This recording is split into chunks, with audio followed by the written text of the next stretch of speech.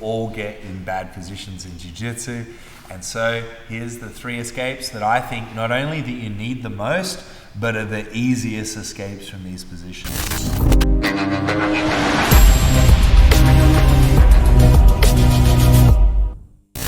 Hey, what's up guys? Professor Tom here, got Matt. We are going to have a look today at the top 3 escapes you need if you're a white belt in BJJ. In fact, you could be any belt in BJJ. We all get in bad positions in jiu-jitsu. And so here's the 3 escapes that I think not only that you need the most, but are the easiest escapes from these positions. Let's start in the worst one, when they're on our back. So Matt Rice is on my back, and man, when they've got your back in jiu-jitsu, guys, you just know one thing.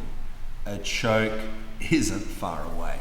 So if their right hand, which it usually will be, is over the top and the left arm is under, use your left thumb to create this small amount of structural integrity, like an L bracket, and I want you to put it over his wristwatch. So now when he tries to choke you, it's gonna have a little bit of structure there.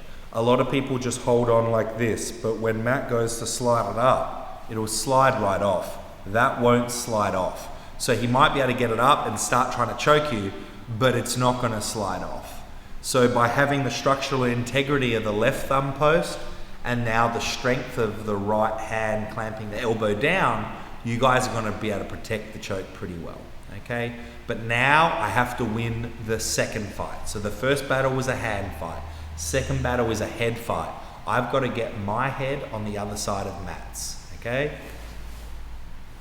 So, hand fight, head fight, and now touch your head to the mat. Look how I bridged up using the power of my legs and hips. Now that I've got my head on the mat, I've got to wiggle till my shoulders get on the mat, okay? Now realistically, although I can try to get to the top from here, you just want to be able to control this leg.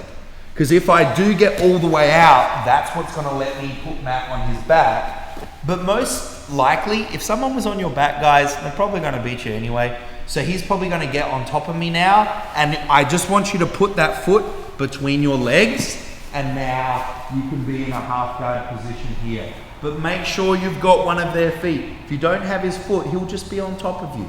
So that's number 1, escaping the back, okay? Win the hand fight, win the head fight, and then paste your head to the mat, shoulders, and hold on to their legs. So you start in half guard, not mount. Now, number 2, oh man, we've all been in side control before, and it sucks. Side control will always suck. If you get caught here, you're gonna suffer, but that's good. What you're gonna do, guys, is realize that you need to catch one of his legs with your feet. But it's pretty hard when you're a beginner to kinda catch his legs with your legs, because why is he in side control? He's obviously somewhat of a good grappler compared to you at least. So it's gonna be hard to catch that guy when you're already fighting from the bottom. So what you can do is you can take your right hand here, and we can take it down and we can actually grip onto his leg. So let's just show that grip there. So you'll actually see that my right hand went from here and I went down and gripped the inside of his pants. In no gi, I would just hold the leg, but I'm gonna grip the inside of the pants in the gi. Now my job is going to be to move my hip over to my hand. Once I've done that, my hips drive up, lifting his knee off the mat, and then I drop down and put my knee underneath, and now I have him in a half guard situation, okay? So let's have a look at that at real speed. Here I am in side control, get my hand down, get my grip, move my hips, and easy re-guard. By far the easiest re-guard in all of jiu-jitsu. And there we are again. We've got one of our buddy's legs, so we're not gonna get completely smashed. But now we have number 3. And this one has the most moving parts of what we just did, but it's probably one of the easiest escapes you'll ever learn. And once you do learn this, you are going to use it so much. We're mounted and we snag and drag to get out. So whenever you're mounted, guys, try not to stay flat on your back. Now, certainly don't turn on your side and let your elbow go past his belly button. Otherwise, he's going to be on your back or armbarring you, and life's worse. So Don't stay on your back, but don't turn all the way 90. Turn to about a 45, okay? So make sure you keep your elbow on this side of his belly button. If it goes to this side, you're in trouble. So go to about 45 here. And now what you're gonna try to do is you're just gonna try to push his knee down, and you're gonna try to get your knee underneath here. Now, sometimes you might be able to do it like that and it will go through, but a lot of the time it won't. And I'm trying to, and I can't get it through. But that's okay, because I've got a right leg right here.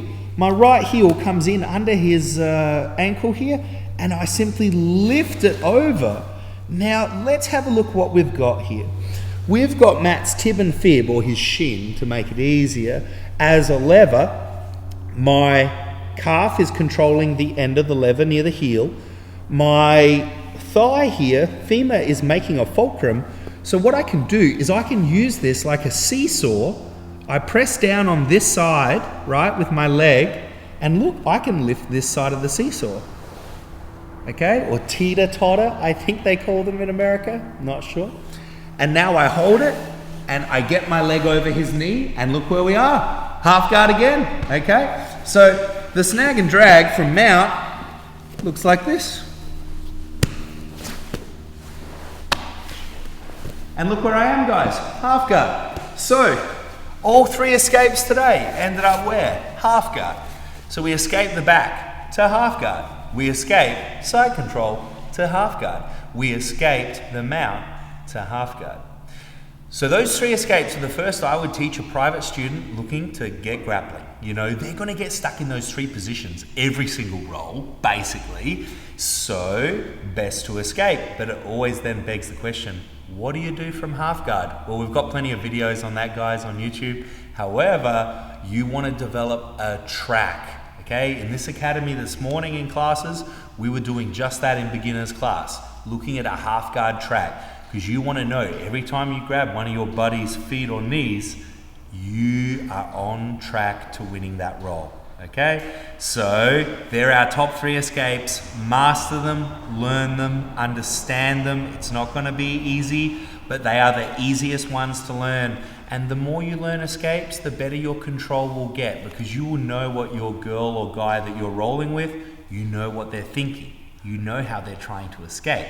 So you'll be able to stop it as well. Have fun, escape, and enjoy your time on the mats. Us.